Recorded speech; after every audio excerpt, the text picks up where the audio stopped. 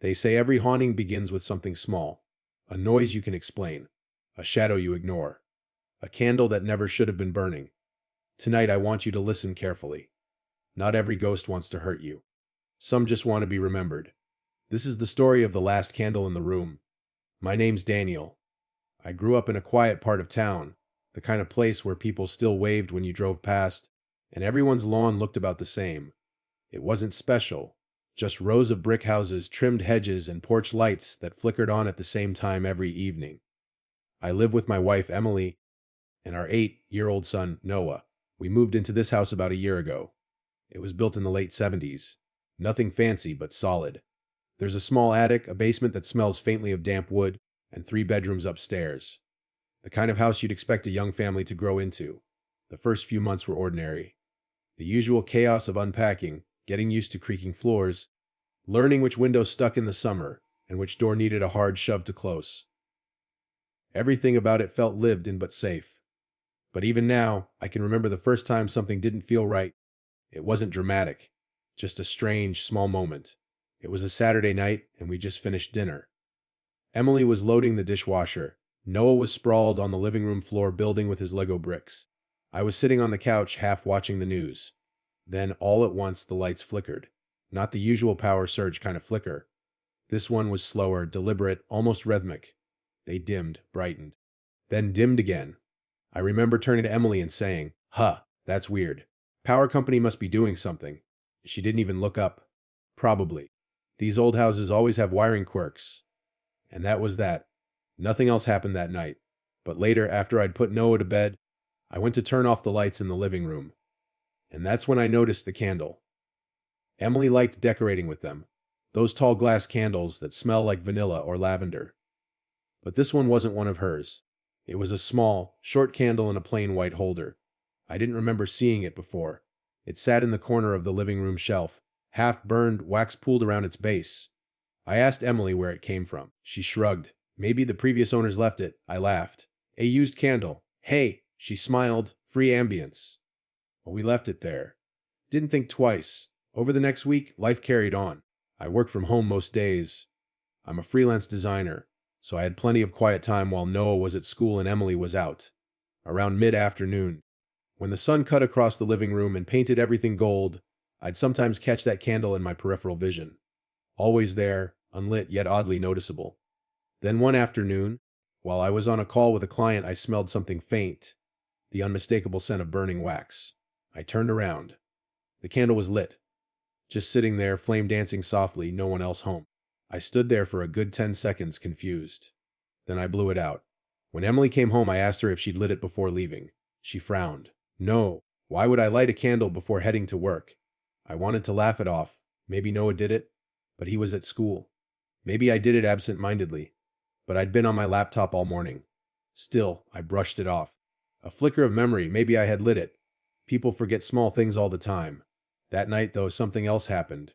I woke up around 3 a.m. The classic, witching hour. Though I didn't think about that then. I got up for a glass of water, walked down the stairs, and noticed a faint glow in the living room. It was the candle. Burning again. I froze halfway down the staircase. The house was silent, but that soft flame flickered like a heartbeat. I whispered Emily's name, but she was still upstairs. I walked closer, feeling that strange chill. Not cold exactly, but heavy, like the air had thickened around me. I blew it out once more. This time I took the candle, carried it to the kitchen, and dropped it in the junk drawer. Out of sight, out of mind. The next morning, Noah asked me something strange. "Dad, who was the lady in the living room last night?" My stomach dropped. "What lady?" "The one sitting by the candle. I saw her when I got up for the bathroom." I tried to keep my voice calm. "You probably dreamed that, bud. You went to the bathroom upstairs." He frowned, thinking hard. "No, I came downstairs. She was humming." Emily overheard and scolded me for letting him watch scary movies, saying his imagination was getting out of hand. But when I opened that junk drawer later that day, the candle wasn't there. I searched everywhere, drawers, shelves, even the trash. It was gone. By evening, I convinced myself I'd misplaced it, or maybe Emily moved it. But that night, as we turned off the lights, the faint scent of burning wax drifted through the air again. And in the darkness of our room, I swore I saw a flicker of light, just a glint, coming from under the door. For the next few days, I told myself it was nothing. A misplaced candle, an overactive imagination, maybe even stress from work. That's the thing about being an adult. You learn to rationalize your fears until they fit neatly inside your routine. But routines can hide things too. Every night that week, I caught that same faint scent, burnt wax and something else underneath, something almost metallic. I started checking the house before bed, kitchen lights, door locks, windows, basement, everything. Emily teased me about it. "You've turned into my dad," she laughed one night. "Next thing, you'll be setting traps for raccoons." I smiled, but I didn't tell her that sometimes, when I went to check the living room, I could feel warmth in the air, as if something had just been burning there, moments before I walked in. By Wednesday, I'd almost convinced myself it was just memory tricks, until I heard the humming. It was late, past midnight. Emily was asleep beside me, no down the hall. I woke to a sound, low, steady, familiar somehow. A woman's voice humming a slow, tuneless melody. It wasn't coming from outside. It was downstairs. I held my breath and listened. 3 slow notes, then silence, then 3 more. I grabbed my phone, turned on the flashlight, and went downstairs. The house looked normal, but that sound, that humming, it was clear now. I followed it to the living room, and there it was. The candle. Back in its place on the shelf. Unlit this time. I remember standing there, heart pounding, trying to decide what would sound more insane. Waking Emily up to show her a candle that moved by itself, or pretending I hadn't seen it at all. I chose the second option. The next morning, I tried to tell her anyway. "You remember that candle we lost?" She poured her coffee. "The one from the shelf." "Yeah, it's back." She frowned. "What do you mean back?" "I found it last night. Same spot."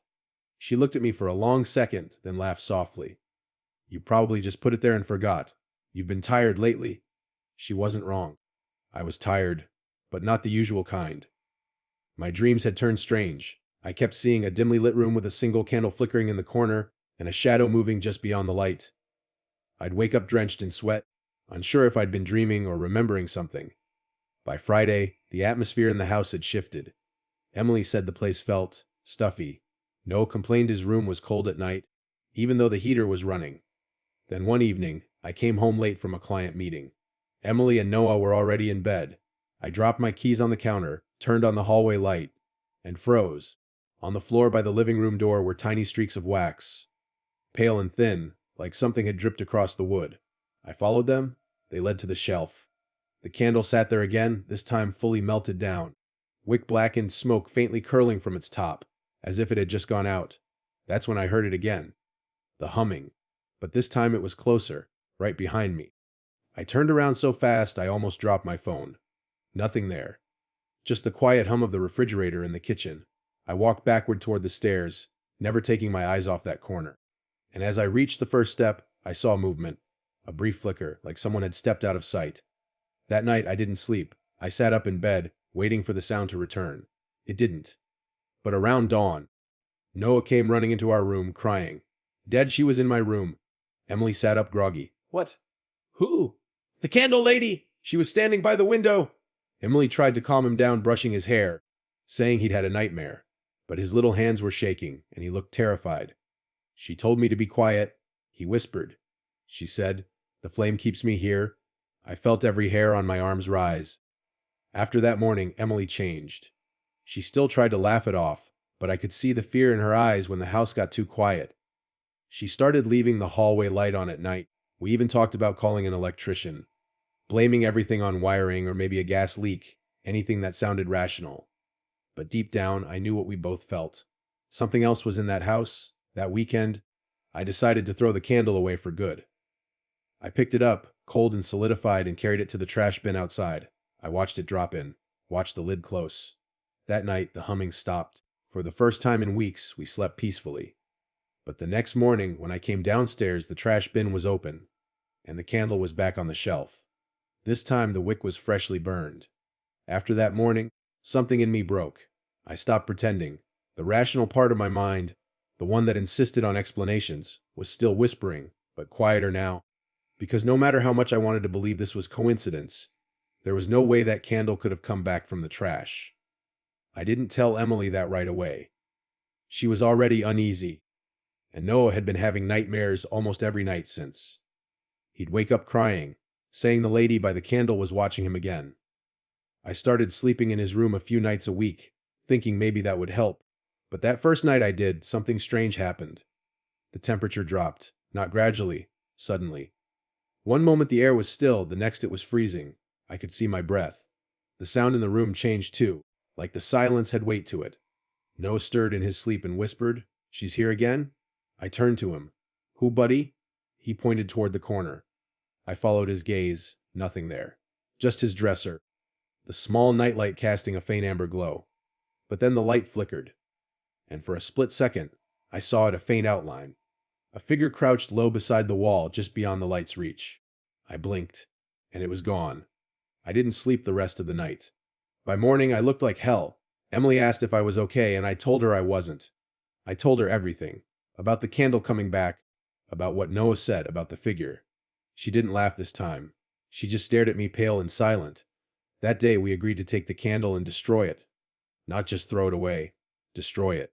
When I went to get it from the shelf, I noticed something carved into the wax near the base. Tiny markings, almost like scratches. I wiped the wax dust away and realized they were letters. It said, "Don't let it go out." Emily thought it was a cruel prank from the previous owners. Maybe some occult nonsense teenagers had done years ago. But when she went to check the home records later, she found something strange. The last family who lived there had moved out suddenly. No forwarding address, no explanation. The neighbors said only that the wife hadn't been the same after her father passed away. That night I tried to sleep, but dreams wouldn't let me. In one, I was standing in the living room. The candle burned bright in the dark. I could hear someone breathing just behind me, slow, uneven. When I turned, I saw a woman in a long dress, hair falling over her shoulders. Her face was pale, hollow-eyed, almost peaceful. She looked straight at me and whispered, "Keep the flame alive." Then everything went black. I woke up gasping, the smell of burnt wax filling the room. When I got up and went downstairs, the candle was lit again. Sitting perfectly in the center of the coffee table this time, wax dripping down the sides like tears. The room was freezing, and behind the candle, reflected in the dark television screen, I saw her. Just a shadow at first, then clearer. A woman sitting on the couch, motionless, staring straight at the flame. When I turned around, she was gone. I didn't tell Emily about that. I didn't tell anyone. Over the next few days, I started hearing things. Faint whispers whenever I passed by the living room. Sometimes my name. Sometimes just soft humming. Once, when I bent down to unplug a lamp, I heard a voice right behind my ear say, "Don't let her fade." I jerked up so fast I hit my head on the table. But when I looked, there was no one. The line between waking and dreaming began to blur. I'd catch myself staring at the candle for minutes, even hours. Sometimes I'd light it without realizing it, only to come back later and find it burning low. Emily began to notice. "You're scaring me, Dan," she said one night, her voice trembling. "You keep talking to it. You don't even realize you're doing it." I didn't remember any of that. She wanted to take Noah and stay at her sister's place for a few days. I agreed. Maybe the house just needed to breathe. When they left, the silence felt different. Heavy. That night I sat alone in the living room. The candle burned in front of me. I told myself I'd let it go out this time. I'd watch the flame die and end whatever this was. But as it dimmed, I heard it. That voice again, soft and desperate. "Please, not again." The flame fluttered, struggling. And in that last moment, before it went out, I saw her clearly for the first time, standing behind the candle, eyes wide, lips trembling. Tears streaked her face. Then the flame died. The room fell silent. And in the blackness, I felt someone's hand brush against mine. That night changed everything. After the candle went out and I felt that cold hand brush mine, the air in the house shifted. It wasn't silence anymore. It was pressure. The kind that hums inside your ears, like the whole place was holding its breath. I didn't sleep. I couldn't. I sat there on the couch, staring at the dark, waiting for something. A sound, a flicker, anything. Hours passed. And then, just before dawn, I heard a whisper. It came from upstairs. At first, I thought it was Emily or Noah, even though they were staying at her sister's. The voice was faint but sharp, like someone trying to speak through walls. "Daniel." It wasn't my imagination. It was too clear, too human. I grabbed my phone for light and started up the stairs. Every step creaked louder than it should have. The air grew colder the higher I climbed. Halfway up, I noticed something strange, the faint glow of light spilling from Noah's room. The door was half open. and sitting in the middle of the floor was the candle. Burning bright, I froze at the doorway. The shadows danced across the walls, bending and stretching like they were alive. For a second, I thought I saw someone sitting in the corner, but when I looked directly, there was nothing there. Then Noah's voice broke the silence. "Dad, why are you in my room?" I nearly dropped the phone. He was standing behind me in the hallway, eyes half open, sleepwalking. "Buddy, go back to bed," I whispered. He shook his head. "She told me to wake up." My heart started pounding. "Ooh, the lady. She said she needs you." And before I could answer, a loud crack echoed through the house, like a door slamming shut somewhere downstairs. Noah screamed and clung to me. I ran him to our bedroom, locked the door, and called Emily. The call didn't go through. No signal. I tried again and again, nothing. The house groaned, and the faint smell of smoke drifted under the door. That's when I realized something. The smell wasn't smoke. It was burning wax. I turned toward the window and froze. Reflected in the glass behind me was the living room. I could see it, like a mirror showing another world, and in that reflection, every candle in the house was lit. Not just the one. Dozens. The entire living room glowed orange, flickering wildly. Shadows moved in the flames, forming shapes, people standing, turning, watching. And in the center, the woman. Her head slowly tilted upward until her eyes met mine through the reflection. The glass fogged instantly, as if she had breathed against it from the other side. I yanked Noah's arm and bolted downstairs. But when we reached the living room, everything was dark again. No candles, no light. Just the faint echo of humming fading into silence. I grabbed my car keys and shoved Noah's shoes on. "We're leaving," I said, more to myself than to him. But the front door wouldn't open. The deadbolt turned fine. The knob too. But it felt like someone was holding it shut from the other side. "Dad?" Noah whispered, tugging my sleeve. "She doesn't want us to go." I turned and saw him staring toward the hallway.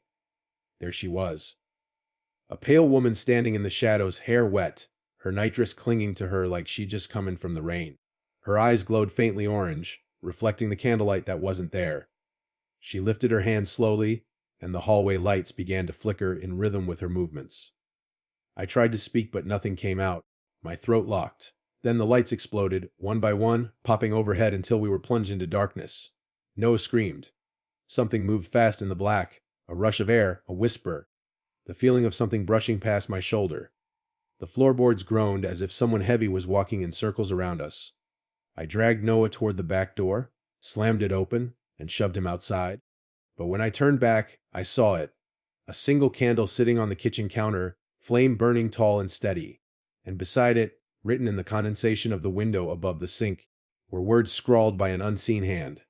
"Don't leave me in the dark." I felt the temperature drop so suddenly that it knocked the breath from my lungs. My ears rang, my skin prickled. The candle flickered once, twice, and went out. Everything went silent. Then came the scream. Not a human scream, something layered deep, like multiple voices crying out at once. It filled the whole house, vibrating the walls, the floor, even the glass. I grabbed Noah and ran to the car, slammed the door, and started without looking back. We drove. I don't even remember where, just away. Away from that house, from that voice, from that light. By the time the sun came up, we were parked in an empty lot a few miles away. Noah was crying quietly, and my hands were shaking so hard I couldn't hold the steering wheel steady. When Emily finally called back, I didn't tell her what happened. I just said the power went out and we had to leave. She believed me. At least, I think she did.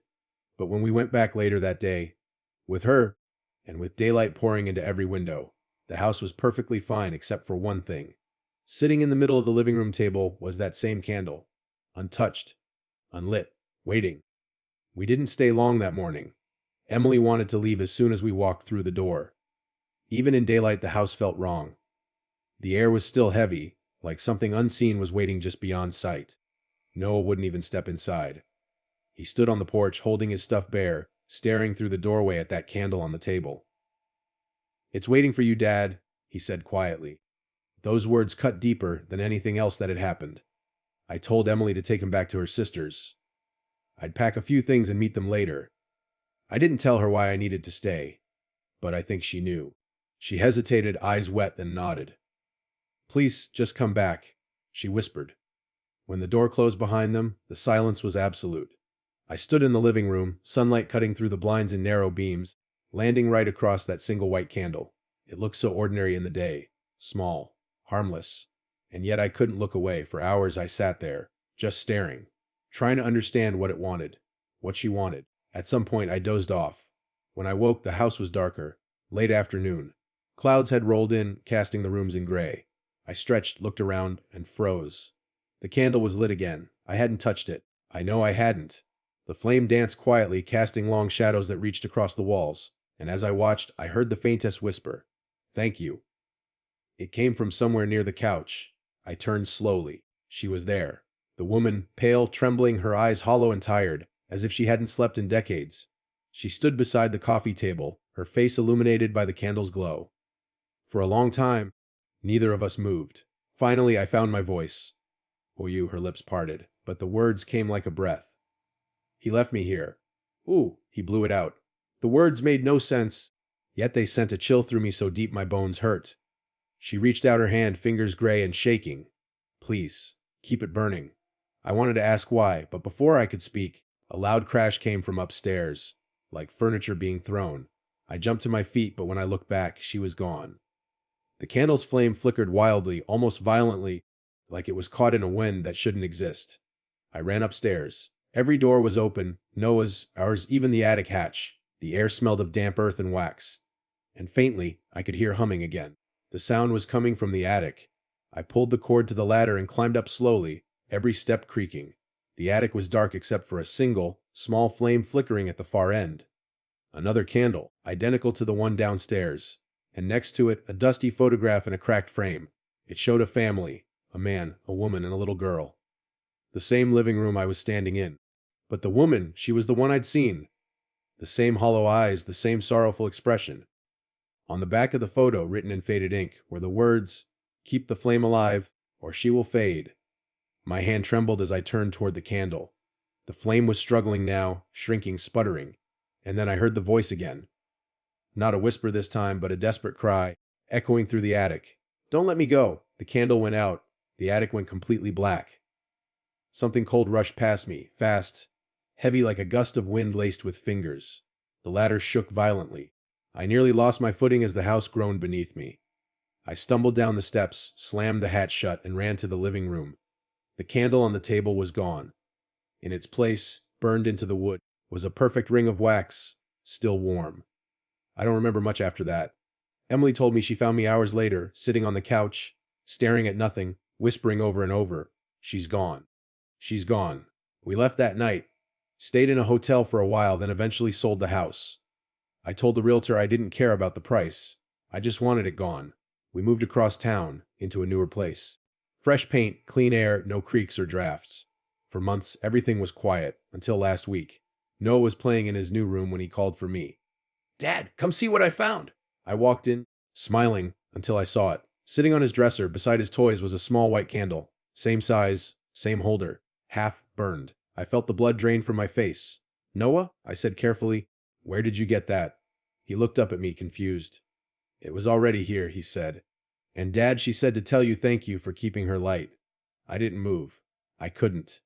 Then, as I stared at that candle, the faint scent of burning wax filled the air again, and in the reflection of the window behind it, I saw her, standing there, smiling faintly, waiting. And every night since, that candle's flame burns a little longer. Even when I blow it out, it always comes back. There are moments that change you, moments that burn themselves into memory like wax around a wick. Daniel thought it was over. A new house, new light, no more shadows. But some promises don't die with the dark, and some spirits never leave the flame. If you ever find a candle burning where it shouldn't be, and no one remembers lighting it, don't blow it out. Just walk away. Because you never know who's still sitting in that room, waiting for their light to come back. You've been listening to Midnight Hunt. If you enjoyed this story, leave a light on tonight. You might need it,